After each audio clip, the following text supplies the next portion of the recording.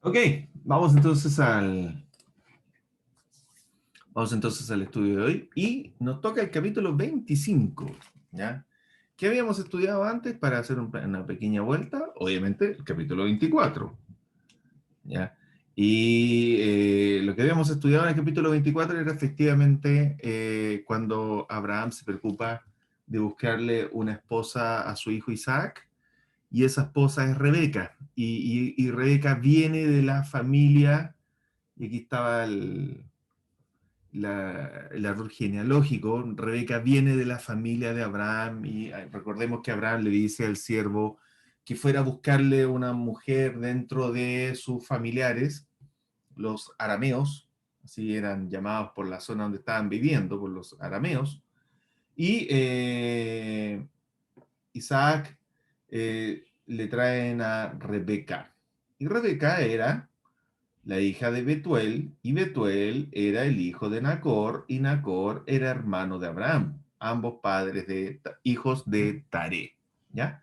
Entonces, aquí está el árbol genealógico que estuvimos viendo, y bueno, Rebeca con Isaac, más adelante vamos a ver que ellos tienen a Esaú y Jacob, y de ahí es donde vienen los israelitas, y desde Esaú vienen los edomitas.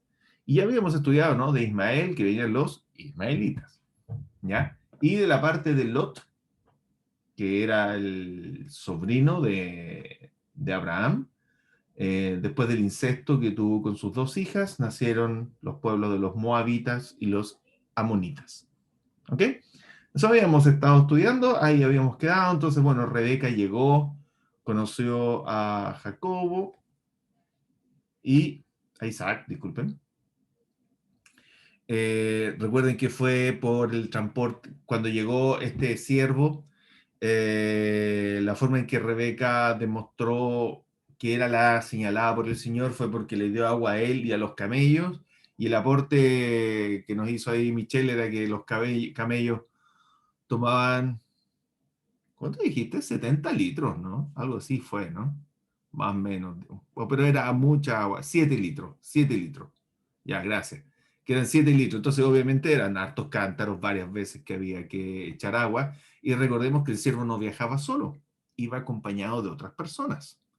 ¿Ya? Y luego, cuando se va Rebeca con ellos, eh, perdón, cuando se va Rebeca, recuerden que Rebeca también no se va sola, sino que Rebeca dice, luego Rebeca y sus criadas, o y sus siervas, como dice la versión Dios habla hoy, y la Reina Valera, se levantó Rebeca y sus doncellas, montaron en los camellos, siempre hablando en plural, y siguieron a este criado y llegaron hasta efectivamente a ese famoso pozo que fue la oportunidad en donde Agar tuvo la conversación con Dios cuando Agar estaba desesperada y todavía estaba embarazada, el pozo que se llamó El Viviente que me ve. ¿Ya? Ya cuando llega a ese lugar, ella levanta la lista, le dicen que el que viene hacia ellos es Isaac, y ella se baja, ¿no? Y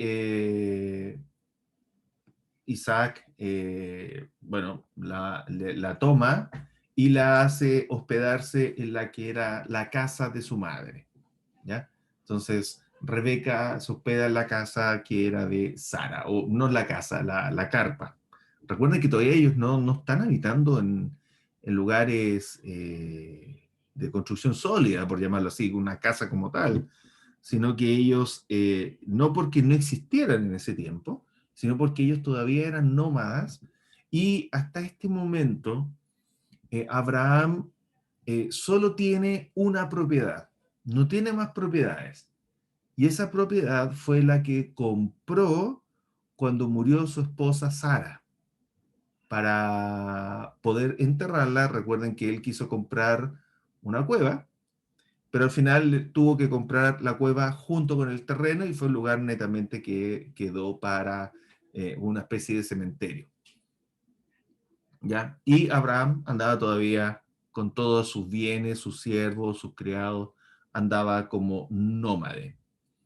Entonces vamos ahora al capítulo 25. en esta historia, ¿no? Y este capítulo 25 es bien rápido, pasan muchas cosas y hace también algunos resumen, pero parte, ¿no? La lectura del versículo 1 diciendo, Abraham, después de la muerte de Sara, recuerden que viene la muerte de Sara, después viene Abraham se preocupa que Ismael tenga una mujer, y ahora dice el capítulo 25, dicen, Abraham volvió a casarse, esta vez con una mujer llamada Setura. Ya lo habíamos conversado más atrás, ¿no?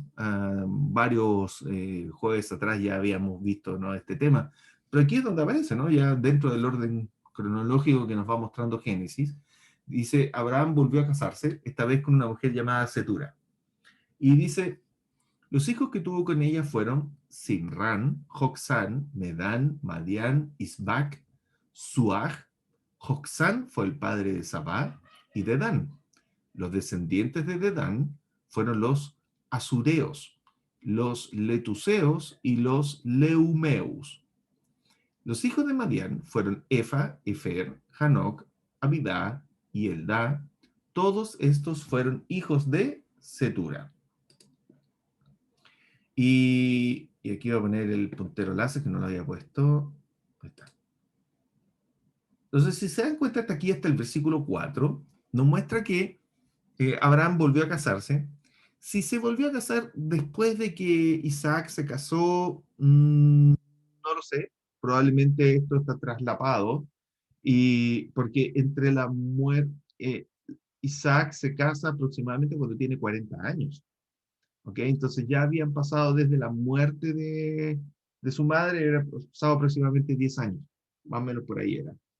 Entonces, sí, sí fue un poco antes, un poco después, pero no es relevante para la historia, pero aquí nos cuenta que Abraham volvió a casarse después de la muerte de Sara. Y tuvo varios hijos. Entonces tuvo más hijos, no fue solamente que tuvo el hijo con la esclava, con Agar, que era Ismael, y después con Sara, que fue Isaac. Tuvo más hijos, pero la promesa era solamente para Isaac. Y es por eso que en el versículo 5, y Abraham lo tenía muy claro, y por eso está ahí destacado en verde, para que nos demos cuenta. Abraham lo tenía tan claro que por eso dice que Abraham entregó todos sus bienes a Isaac. A los hijos de sus concubinas, en otras versiones, fíjense cómo lo dice, a los hijos de sus otras mujeres, ¿ya? Y en la Reina Valera dice, nuevamente ocupa la palabra concubina, y ahí es donde, eh, ¿cuántas concubinas tenía? No lo sé, pero solamente aquí nos nombra a Abraham con 3 mujeres, que fue primero Agar, pero no como una esposa constante, sino que fue un evento puntual. Después nos muestra a Sara y ahora nos muestra a Setura. Si tuvo más concubinas o no, no lo sabemos, pero sí encontramos y nos vamos dando cuenta de que tener más de una mujer era algo habitual, no era algo extraño en ese tiempo. De hecho, los otros pueblos o las otras, recuerden, los reyes y los demás también tenían más mujeres. Y acuérdense que Sara la habían, la había tomado el rey, se me olvidó el nombre, pero uno de los reyes la había tomado y le había llevado su especie de harem. Entonces, el concepto del harem, de tener un lugar donde están las mujeres de alguien, no es algo de tiempos muy cercanos al Nuevo Testamento, sino que son de tiempo desde la edad patriarcal. Antes de la edad de Moisés ya existía en algunos ese concepto de tener mujeres, ¿ya? Y alguien podrá, de ahí donde alguien podrá decir, ¿por qué Dios eh, y es alguna de las críticas que a veces hace el mundo de la gente no, que busca justificaciones con no querer escuchar a Dios. Y dicen que Dios es machista. ¿Y por qué Dios no deja predicar a las mujeres? ¿Por qué Dios no permite que las mujeres lideren la iglesia? Y nosotros vemos, y empiezo a analizar esto y darme cuenta de que ya desde la edad patriarcal, Lamentablemente la mujer no era considerada como una pieza tan única o importante, sino que el hombre podía tener muchas mujeres, pero las mujeres no podían tener muchos hombres. No existía esa igualdad. Y por otro lado, vemos que efectivamente con el pasar del tiempo, Dios va ordenando esto y después Dios también le da a la mujer un espacio de importancia y es en el Nuevo Testamento, donde primero dice que tenemos que tener una sola mujer, marido, tenemos que ser maridos de una sola mujer. Y por otro lado nos dice que tenemos que tratar a nuestras mujeres como a vaso más frágil, como parte de nuestro cuerpo. Y refuerza la relación entre la mujer y el hombre como un matrimonio entre ellos dos solamente. Por eso eh, vemos que acá en estos tiempos la mujer no era tampoco algo eh, como vaso más frágil. Lo que pasó con Agar, por ejemplo.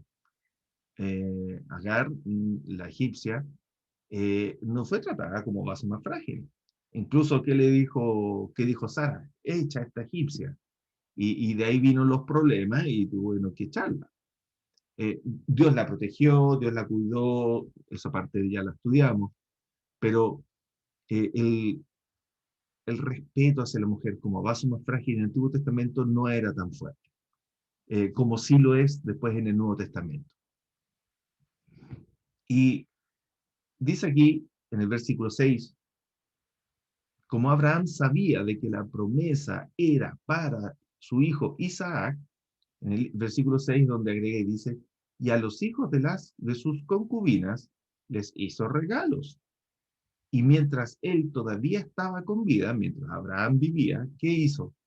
Los separó de su hijo Isaac, enviándolos a las regiones orientales. ¿Qué significa eso? Hacia el lado donde estaba Ur, a lo mejor los mandó de vuelta con su familia en el sector de Mesopotamia, pero en el fondo, ¿qué es lo que hizo? Tuvo más hijos. Pero, a diferencia de cómo fue con Isaac, a sus otros hijos primero no les dio herencia, sino que dice que les dio regalos, les dio bienes, les dio cosas, y los mandó a otras regiones. ¿Por qué? Suena extraño esto y suena curioso, pero recordemos el caso, el versículo, el capítulo 24 que habíamos estudiado, en donde cuando el siervo le pregunta a Abraham, si la mujer no quiere venir, la mujer que voy a ir a buscar, no quiere venir, ¿llevaré yo al joven para que la vaya a buscar? A Isaac, refiriéndose a Isaac, y Abraham le dijo, no, mi hijo Isaac no va a salir de Canaán porque la promesa de la tierra de Jehová es para Isaac, para la descendencia. Entonces, en cambio, como la promesa no era para los otros hijos, ¿qué es lo que hizo Abraham? Para evitar problemas y conflictos con Dios, dice, perfecto, a los otros los mando a otras regiones, pero Isaac lo dejo acá en Canaán porque la promesa de Jehová es en la tierra de Canaán para Isaac. Entonces, Abraham trata de evitar cualquier disputa de herencia que vayan a tener con Isaac y asegurar de que, de que la promesa va a ser solo para Isaac. Ahí como que Abraham trata de ayudar de una u otra manera no, en separar y dejar en la tierra que nadan solamente al hijo de la promesa, que era Isaac. ¿Ya? Entonces, aquí está la historia, ¿no? Aquí está un poquito la misma genealogía, pero ahora lo que leímos con más detalle, ¿no? En donde Abraham con Setura están en este lado, ya tienen a, como habíamos leído, Joxán, Madián, Sinrat, Sisbar, Sudá, Medán, bueno, todos estos nombres, ya, todos estos hijos, y de estos tres, de Joxán, Madián y Medán, hace una segunda lectura en esos versículos, donde de Joxán dice que tuvo a Sabá y Dedán, y de Dedán salieron los asureros, letuseos, leumeos, y de Medán salieron los medanitas, y de acá, de Madián, tuvo estos otros hijos, Efa, Efer, Hanok, Eldá, y de ahí, de este lado, donde vienen después los madianitas, ¿ya? Y ojo, los madianitas tienen un capítulo también puntual en la vuelta del Éxodo, ¿ya? Cuando viene el pueblo de Israel, antes de entrar a Israel, tienen que pasar por la tierra de los madianitas. Y ustedes pueden ver de que al final del día todos terminan siendo una gran familia. Entonces, si alguien se pregunta cómo iba a ser la cantidad de pueblo de, de, que iba a salir de Abraham, muchísimo. O sea, si la promesa de que el pueblo de Abraham o la descendencia de Abraham iba a ser un gran pueblo, bueno, aquí están, todos estos, ¿ya? Con la diferencia que había uno solo, que iba a ser el eterno, sobre el cual venía la promesa, y era sobre Jacob, sobre Isaac, después viene Jacob, y de ahí vienen los israelitas. Y lo marqué ahí con un color distinto, porque esta es la línea que nos interesa a nosotros, y esa es la línea con la que después las escrituras siguen el camino, puesto que de todos estos que están acá, después no se habla más hasta que aparecen después más adelante algunos de los pueblos, de las historias, pero lo que hay entre medio no está. ¿Por qué? Porque lo que nos importa a nosotros es de dónde viene Cristo. Porque al final del día todo esto es para mostrarnos, bueno, por dónde va a llegar Jesús, el Salvador, y va a ser desde acá, desde el lado de los israelitas. ¿Ok? Eh, ha sido largo el camino. Cuando yo llegué a esta parte, este versículo fue como, oh, qué pena. Porque hemos visto en varios jueves ya, más lo que habíamos alcanzado a ver en el local cuando nos podíamos reunir allá, habíamos visto todo el camino, hemos visto todo el camino de Abraham, desde Ur de los Caldeos hasta dando toda la vuelta y cómo llegó, después que fue a Egipto, volvió, el tema con Agar, el tema con Lot, rescatar a Lot, apareció Melquisedec entre medio, después vimos la historia de Lot cuando Sodoma y Gomorra se destruye, en donde él sabía que cuando nos deja el ángel, el Señor le dice que voy a ir a destruir esa ciudad, y después al día siguiente él se levanta y ve que está saliendo el humo, sabiendo que estaba su sobrino viviendo allá. Vimos después el tema de cuánto le costó tener el hijo hasta que llegó la promesa después de muchos años, Jehová que se lo pidió para sacrificio, después murió Sara, la compra del terreno, eh, y ahora que se preocupó en sus últimos días de dejarle un hijo, perdón, dejarle una señora a su hijo, y bueno, ahora ya viene la muerte de Abraham. ¿Y cuál había sido la promesa de Jehová? Recuerden que la promesa de Jehová que le dijo que iba a tener un gran pueblo, y le dijo, 4 generaciones el pueblo va a estar oprimido, esclavo, que es cuando estuvo en Egipto. Pero eso va a ser después, más adelante. Y Jehová le dijo, pero tú morirás tranquilamente, morirás en paz, no te va a tocar a ti esa esclavitud. Y es por eso que acá todavía en libertad va a morir Abraham, dejando toda esta descendencia que está ahí. Es del lado de aquí de la mitad de la pantalla hacia la izquierda, porque este otro camino no es la descendencia de Abraham, pero acá sí, con Sarai, con Setura y con Agar. De hecho, de Ismael salen 12 príncipes, que son estos que están aquí. Después de Jacob van a salir 12 hijos, que van a ser las tribus de Israel. Eso lo vamos a ver más adelante. Entonces, la cantidad de pueblo que deja Abraham es grande. Entonces, Génesis 25, el versículo 7. ¿Ya? Vamos al versículo 7 y nos dice, ¿no? Y estos fueron los días que vivió Abraham, 175 años. Todo ese tiempo vivió Abraham, 175 años. Para cómo era antes del diluvio, murió joven. Para cómo es hoy en día, vivió muchísimo.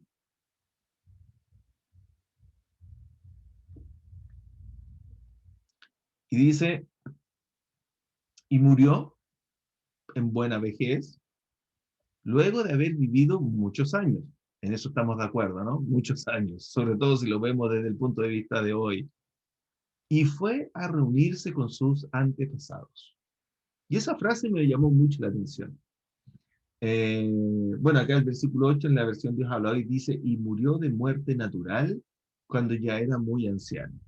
Murió de viejito, ¿ya?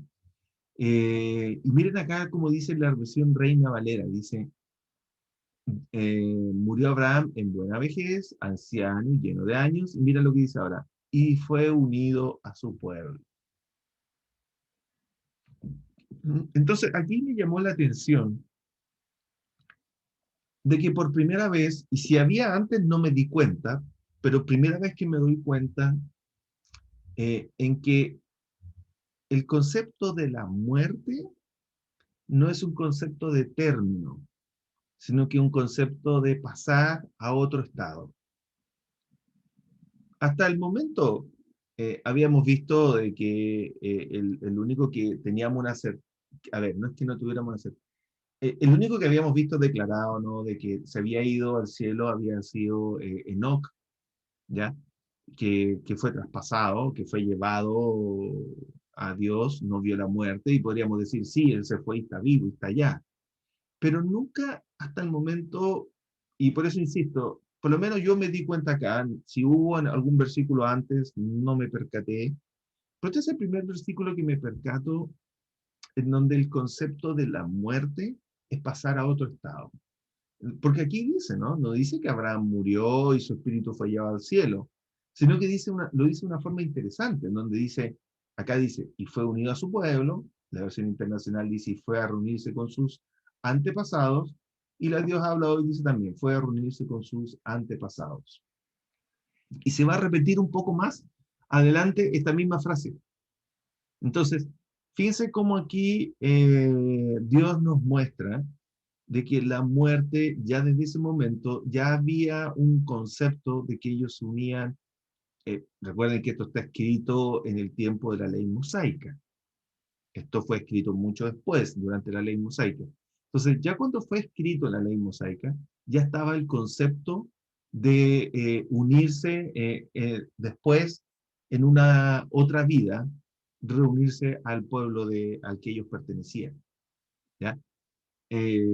Por eso, los judíos eh, sabían que Abraham estaba vivo, o tenían la percepción de que, bueno, Abraham había muerto, pero se había unido a su pueblo.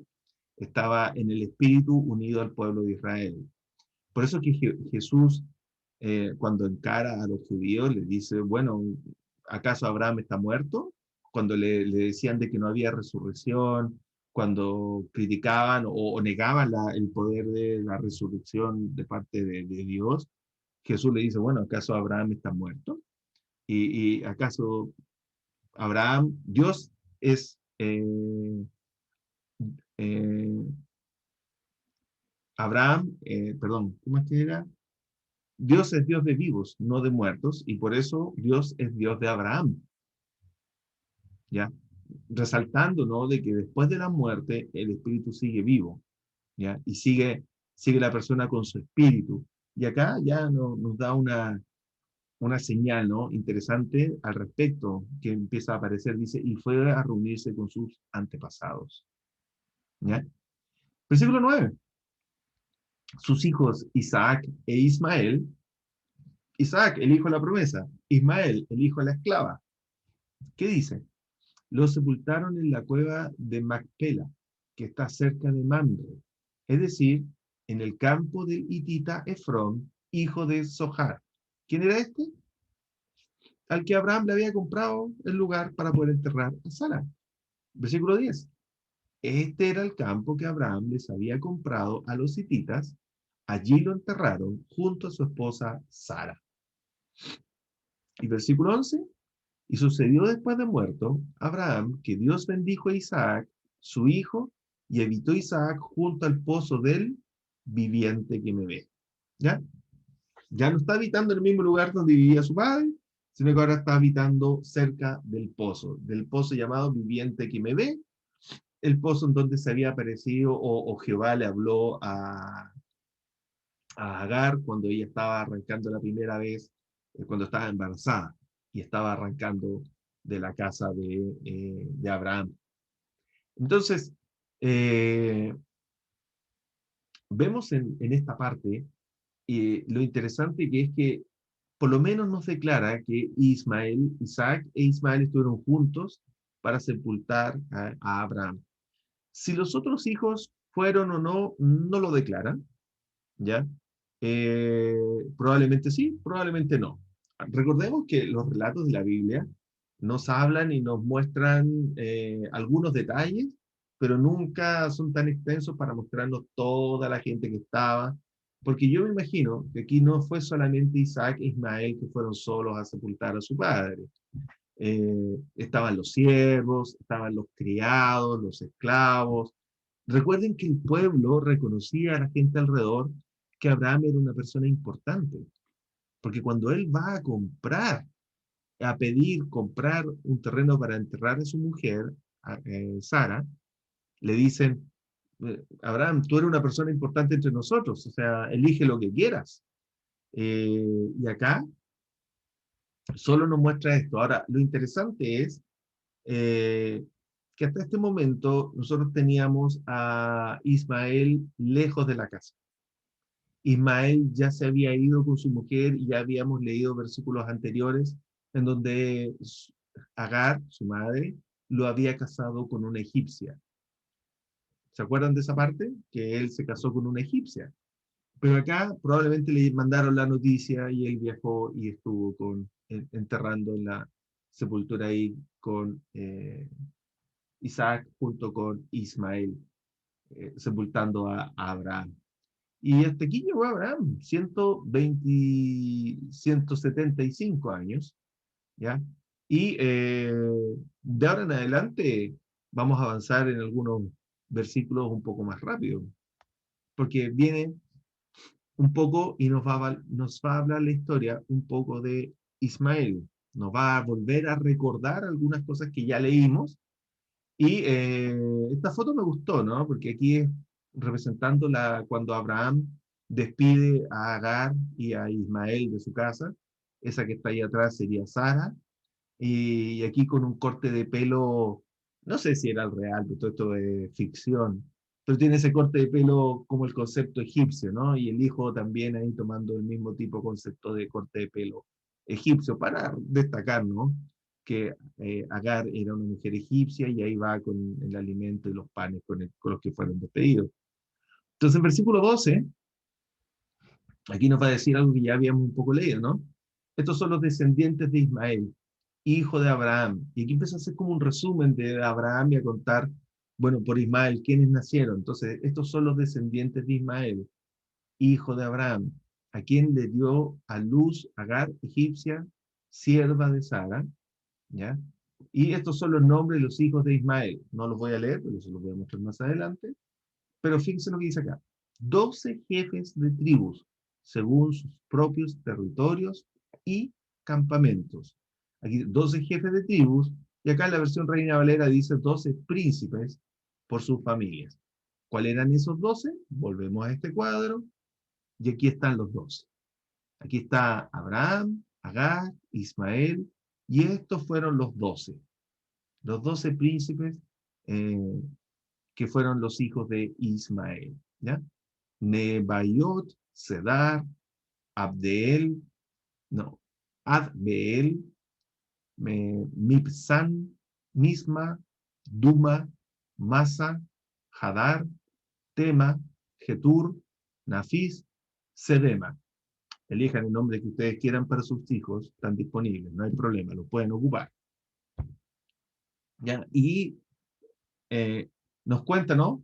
Entonces, párrafo, esta parte, ¿no? Esta descendencia de Ismael. Y el versículo 17 nos dice, y estos fueron los años de la vida de Ismael. ¿Cuánto vivió? 137 años. ¿Ya? Ismael vivió 137 años. Podemos ver cómo se va empezando a cortar también la cantidad de años que van viviendo. ¿Ya? Y exhaló el espíritu de Ismael y murió y fue unido a su pueblo. Fíjense la misma frase, y fue unido a su pueblo. Nuevamente nos muestra la misma frase del concepto de la trascendencia del espíritu más allá de efectivamente la muerte terrenal. Y 18, vamos a leer acá, sus descendientes se quedaron a vivir en la región que está entre Javilá y Sur, cerca de Egipto, ¿ya? En la ruta que conduce a Asiria. Allí se establecieron en franca oposición a todos sus hermanos. Fíjense cómo lo dice, ¿no? Allí se establecieron en franca oposición. O, como dice la versión Reina Valera, y habitaron hasta Sur, que está enfrente de Egipto, y murió en presencia de todos sus hermanos. Fíjense que la Reina Valera no nos dice eso, pero sí lo dice aquí la versión Dios habla hoy de una forma un poco distinta. Dice, allí se establecieron a pesar de la oposición de sus hermanos. En otras palabras, como era la profecía, ¿no? Que iba a ser un pueblo que iba a contender siempre con la descendencia de Abraham. ¿Dónde estaba la zona donde inicialmente se colocaron? Bueno, era por acá, ¿no? Dice, ¿no? Desde Ávila hasta Sur, que está enfrente de Egipto. Entonces andaban en esta zona. Pero 12 príncipes empezaron a crecer y con el tiempo se convirtió en todo esto que conocemos de toda la parte del mundo árabe. ¿Ya? Con todo, ahí está, obviamente esto ya pues, muchos años después, no partieron tan grandes, sino que esto es al día de hoy, que son todos los países de lo que es llamada la Liga Árabe.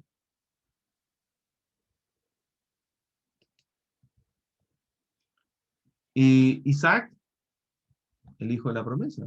Y vemos acá, vamos a ver qué pasa con él, porque dice, versículo 19, ya vamos avanzando ahora entrando en Isaac, de Isaac que su juventud no nos habla mucho, aparte de este evento de que le van a buscar una esposa.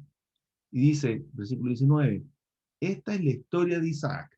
Y ahora ya salió de Abraham. Y ahora dice, y esta es la historia de Isaac.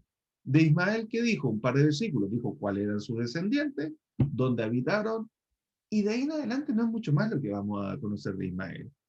Pero ahora ya nos vamos focalizando, como yo les comentaba, en lo que es la ruta para llegar a Cristo. Y por eso ahora nos dice, esta es la historia de Isaac. El hijo que tuvo Abraham. ¿Fue el único? No. Pero dice el hijo que tuvo Abraham porque sabemos que tiene la importancia de ser el que trae la promesa. Versículo 20. Isaac tenía 40 años cuando se casó con Rebeca.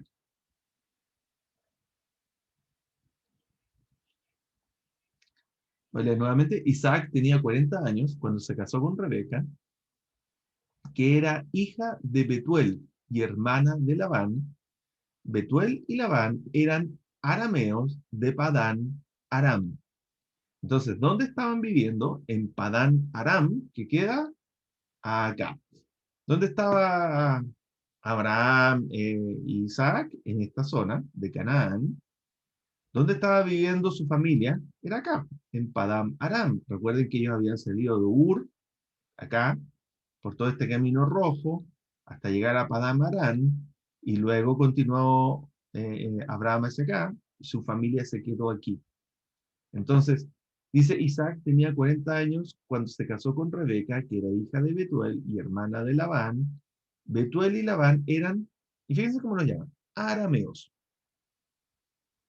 Entonces, ¿cómo se llamaban los que vivían acá? Arameos. Ese era el nombre que tenían por la región en donde habían nacido. Y, y rápidamente ahora pasamos al nacimiento. ¿De quiénes? De Esaú e Isaac. Que si eran gemelos o mellizos, no lo sé. Dicen que hay diferencia. Que si son dos placentas o, o los dos en una misma. No, una bolsita, diferentes bolsitas, la misma bolsita, no lo sé. Pero hay diferencia entre uno y otro. Pero aquí van a nacer Esaú e Isaac. Y eso vamos rápidamente al siglo XXI. ¿Se dan cuenta cómo pasó aquí rápido Habíamos tenido muchos capítulos con historia, con detalle, ahora ya rápidamente vamos avanzando.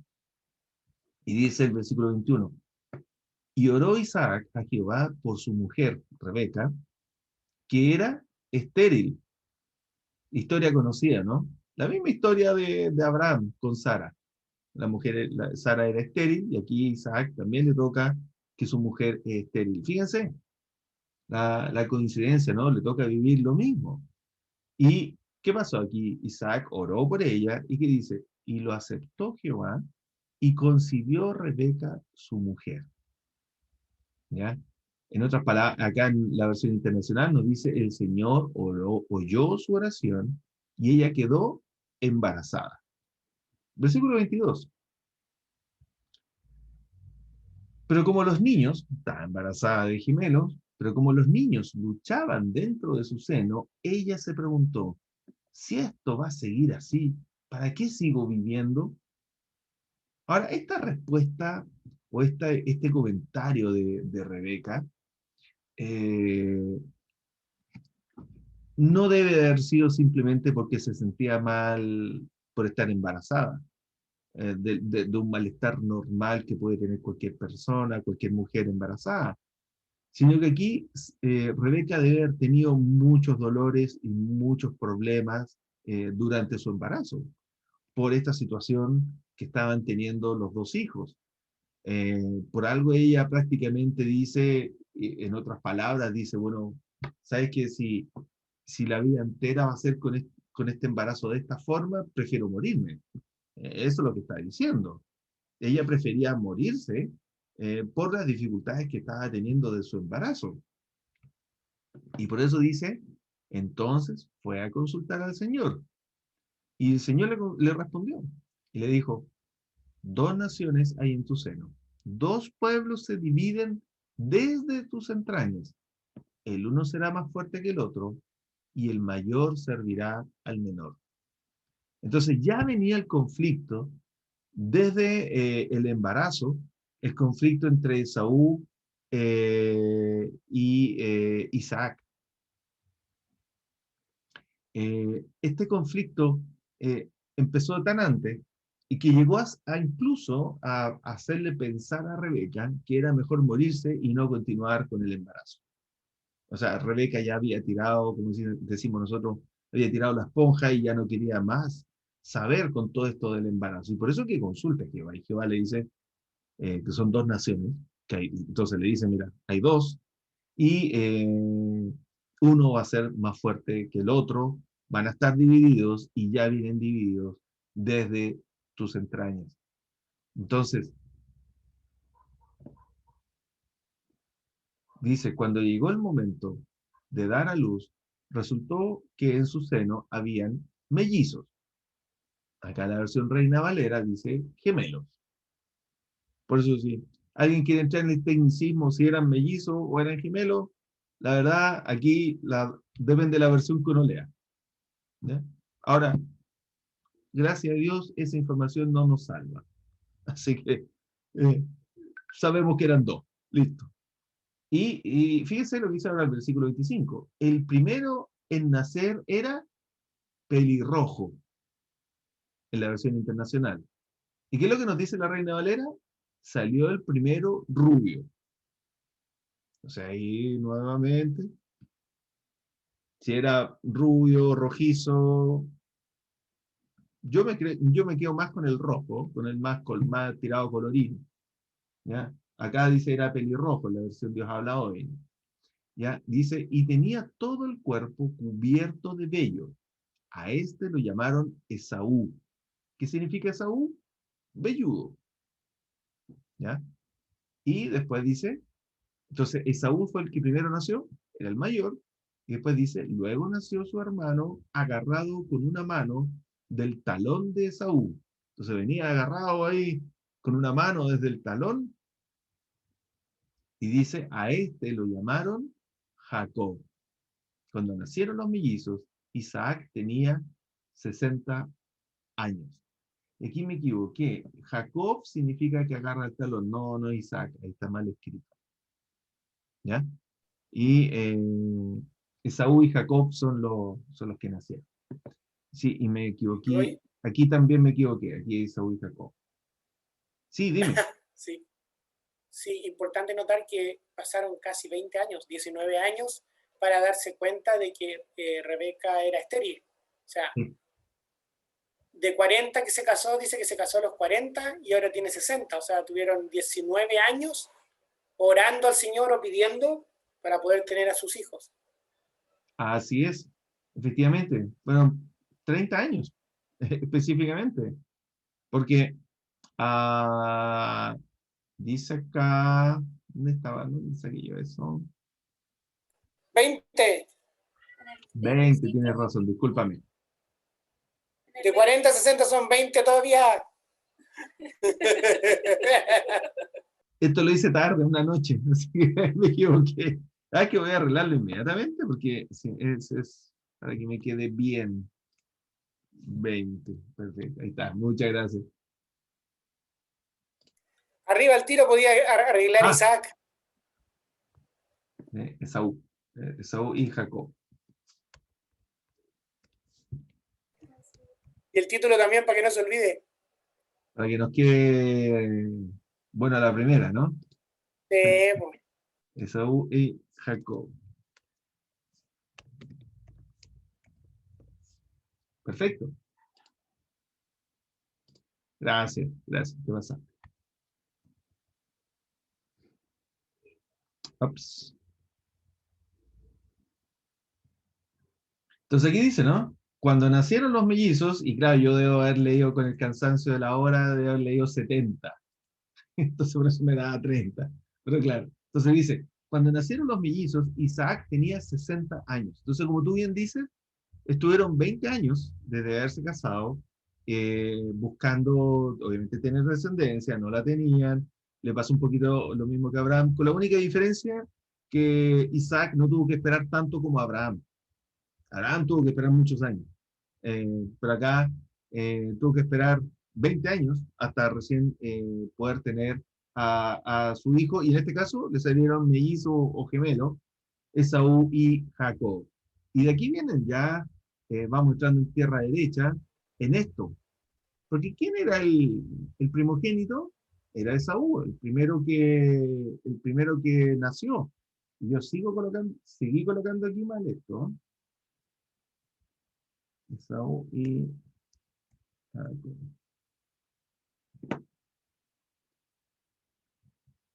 Entonces, ¿cómo fueron los niños? Uno, amante de la casa. Ahí, aquí está con el arco, aquí está representando a Abraham. Este era Esaú, el que le gustaba andar cazando, el que le gustaba andar en la aventura, por decirlo así, al aire libre.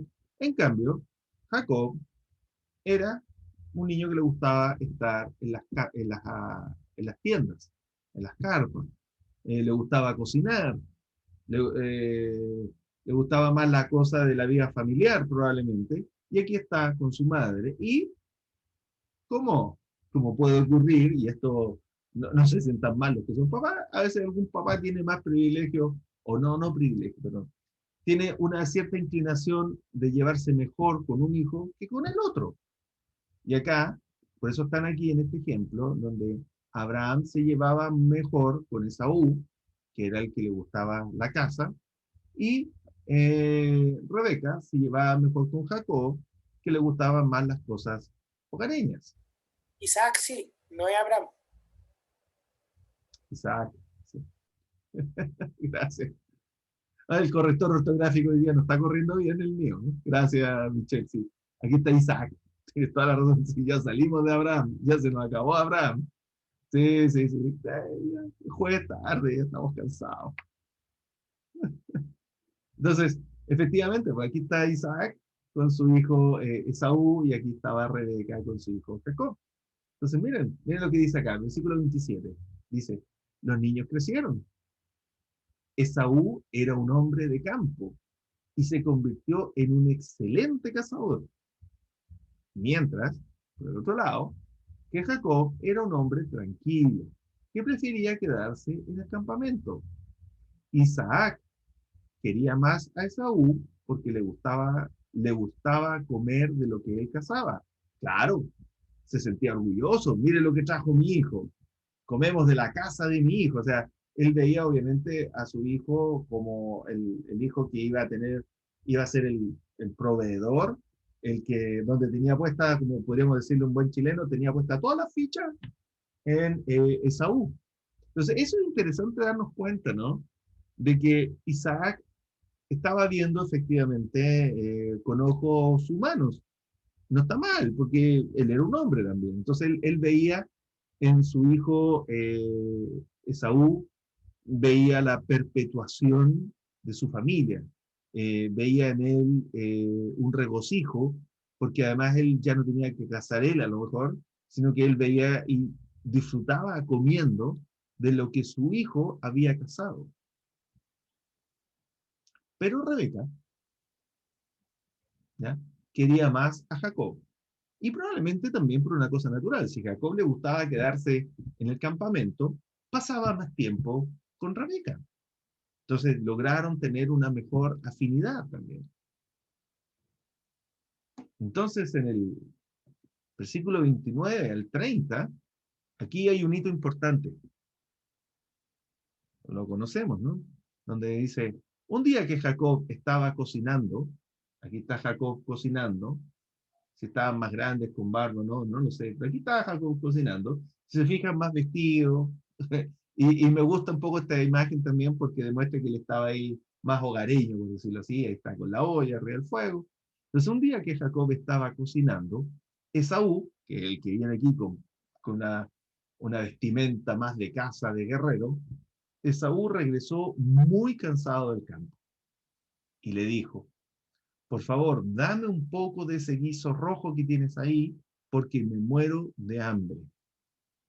Por eso a Esaú también se le conoce como Edom.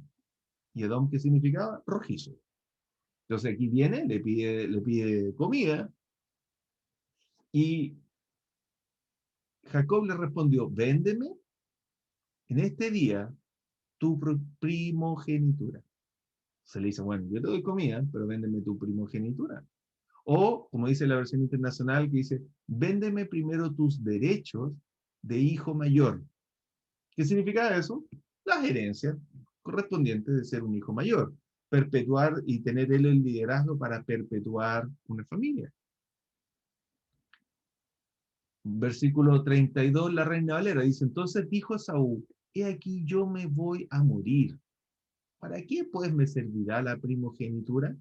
Entonces en ese momento Saúl dijo, no que me voy a morir ahora, sino que Saúl dice, mira, yo total algún día me voy a morir. ¿Y qué me sirve? Me interesa vivir el hoy. Y el 32 en la versión internacional dice, me estoy muriendo de hambre, contestó Saúl. Así que, ¿de qué me sirven los derechos de primogénito? Y Saúl dice, bueno, si no puedo comer, ¿de qué me sirve ser el primogénito? Prefiero comer. Y necesito comer ahora. Tengo mucha hambre. La Dios habla hoy lo traduce como puedes ver, me estoy muriendo de hambre. Ahora, sabemos que me estoy muriendo de hambre es una expresión, igual como la que usamos hoy en día, o sea, no es que estaba agonizando, en ningún caso. Pero él dice, mira, tengo tanta hambre, traduciéndolo o juntando esto a un lenguaje más coloquial de hoy, dice, ¿sabes que tengo tanta hambre? Y tener derecho de primogenitura no van a traer comida ahora, y yo quiero comida ahora. Así de simple. Y menospreció, o sea, dijo, no, no me interesa, me da lo mismo. Y Jacob le dice, véndeme entonces los derechos bajo juramento, le insistió. O sea, no se conformó con una simple palabra, dijo, no, confírmame bien que me vas a vender esos derechos. ¿Por qué Jacob tenía esa intención? ¿Por qué Jacob le preocupaba o tenía ganas de tener esos derechos? Y aquí empezamos un poco en la especulación. Porque, ¿de dónde sacó él la intención de tener estos derechos? Ellos venían, ¿y cuál fue la profecía de Jehová? Fíjense, voy a volver atrás. ¿Cuál fue la profecía que Jehová le dijo a Raquel? Le dijo, dos naciones hay en tu seno, dos pueblos se dividen en tus entrañas. Uno será más fuerte que el otro. ¿Cuál era más fuerte? Bueno, Esaú era más fuerte, era el cazador, y era el mayor. ¿Y qué dice aquí? El mayor servirá al menor.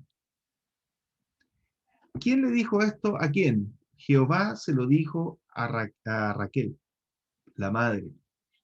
Entonces, también la madre le debe haber dicho en algún minuto, tú vas, tu hermano te va a servir a ti. No te preocupes, que vaya a casar, que sea el predilecto de Isaac, pero él te va a servir a ti, como dice aquí, y el mayor servirá al menor.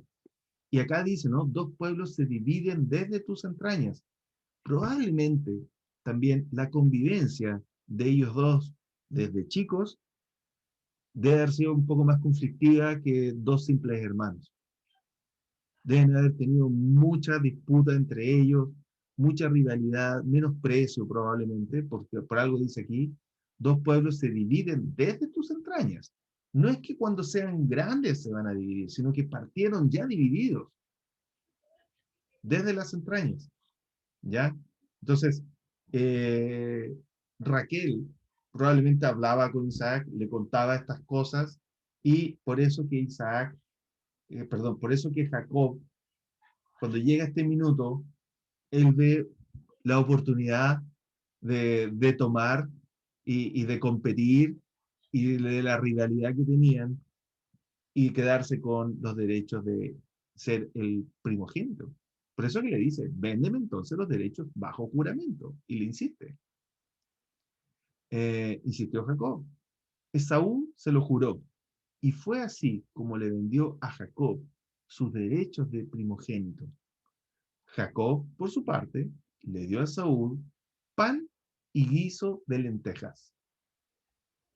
Luego de comer y beber, Esaú se levantó y se fue. No le importó.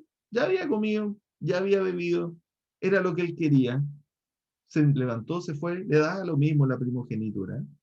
De esta manera menospreció sus derechos de hijo mayor. Y el guiso era rojo, ¿se acuerdan? Acá dice, por favor, dame un poco de ese guiso rojo. ¿Y cómo son las lentejas? No son rojas, son como un café oscuro. Entonces yo dije, no entiendo.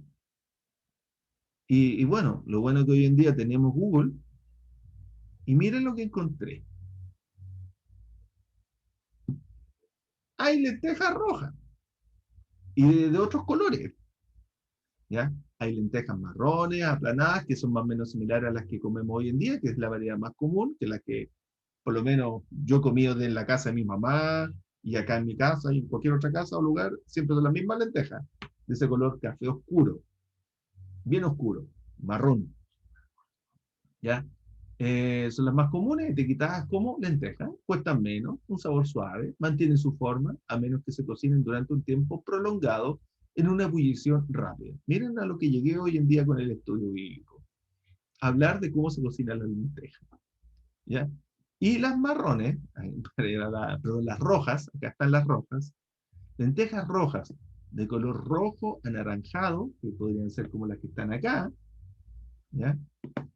O amarillo, y se vuelven doradas cuando se cocinan, un sabor suave y ligeramente dulce, porque las que comemos nosotros normalmente no son dulces. Las lentejas rojas se parten, por lo que se cocinan rápidamente y pueden volverse blandas. Tiene un tiempo de cocción distinto, se abren, distinto a las que comemos nosotros, que se mantienen cerradas. Esta dice que se abren.